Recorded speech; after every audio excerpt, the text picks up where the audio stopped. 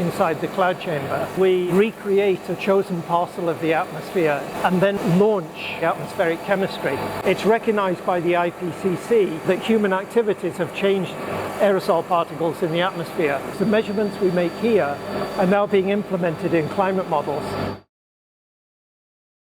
What we're looking at is the thermal housing of the cloud chamber, the instruments attached to the cloud chamber. The top is the exhaust system and more instruments. These tall things are mass spectrometers. That instrument with a laser warning on it, it's measuring hydroxyl radicals. We set up the temperature, the relative humidity, and then we add to the chamber trace gases that we want to study for trillion levels. I see it. That would be a lovely smelling one, presumably. That's a lovely smelling one, and that's our source of alpha-pinene. So the essential idea is that we recreate a chosen parcel of the atmosphere inside the cloud chamber. We set up the temperature anywhere between warm boundary layer temperatures down to -50 or -60, which corresponds to the top of the atmosphere. And then we launch the atmospheric chemistry. We're all familiar with the sort of basic gases in the atmosphere, but these are very high concentration. I mean, carbon dioxide is present 400 molecules per million air molecules. The vapors we're putting into cloud are at concentrations of 1 molecule in a million, in 1 trillion. So we have to add vapors to that air in there at that level, and even 10 or 100 times lower, and study their ability to form aerosol particles.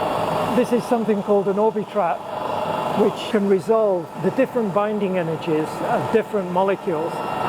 And so we can actually distinguish, even when things nominally weigh the same, what it's made from. This innocuous looking box is called FLOTUS, and we irradiate a quartz tube with very intense UV light. And we put biogenic vapors in the bottom and pre-age them before putting them into cloud. There are many processes where there are multiple steps. It may take several days in the atmosphere, and we can't recreate that under atmospheric conditions in there, because we can't hold the vapors for a day. It's like an accelerated chemical aging. When two molecules stick, it's an aerosol particle, and then another molecule may come in and stick, and it grows slowly. If it grows above about 50 nanometers, which is maybe, several million molecules, then it's capable of seeding cloud droplets. And it turns out that more than half the cloud droplets in the atmosphere are seeded on aerosol that were formed in the atmosphere from these processes. And if you go to clean environments away from Sahara and desert dust, by far the majority of particles are coming from this. Now, is this just an interesting atmospheric phenomenon? No, because it's recognized by the IPCC that human activities have changed aerosol particles in the atmosphere by throwing up things like sulfur dioxide and other pollutants, which are capable of being converted in the atmosphere to vapors which can form particles. So it's more cloudy today than it was, say, in 1750. But we don't know how much more cloudy, because there isn't any way of reconstructing other than basically putting it into very sophisticated global aerosol models. In contrast, we know precisely how much carbon dioxide and methane and so on, greenhouse gases, have increased from human activities, because bubbles in ice cores tell us exactly what those concentrations were back then. And we know the radiative properties of those gases extremely well. So with very small uncertainty, we can predict what the forcing of the climate is from that.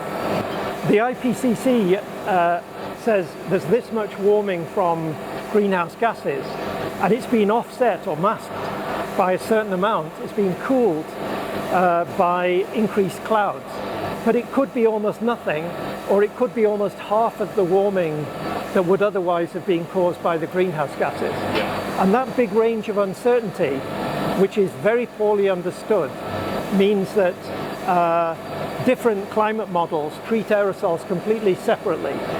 And so the net effect is that there's a wide range of predictions between different models. So finally, why is cloud interesting?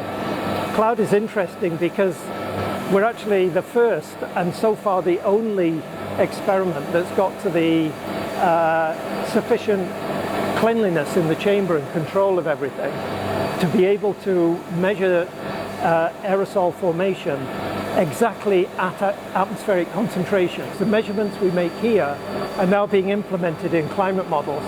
So this particular freedom that models have had so far about how they make aerosols in their models are now constrained by experimental data.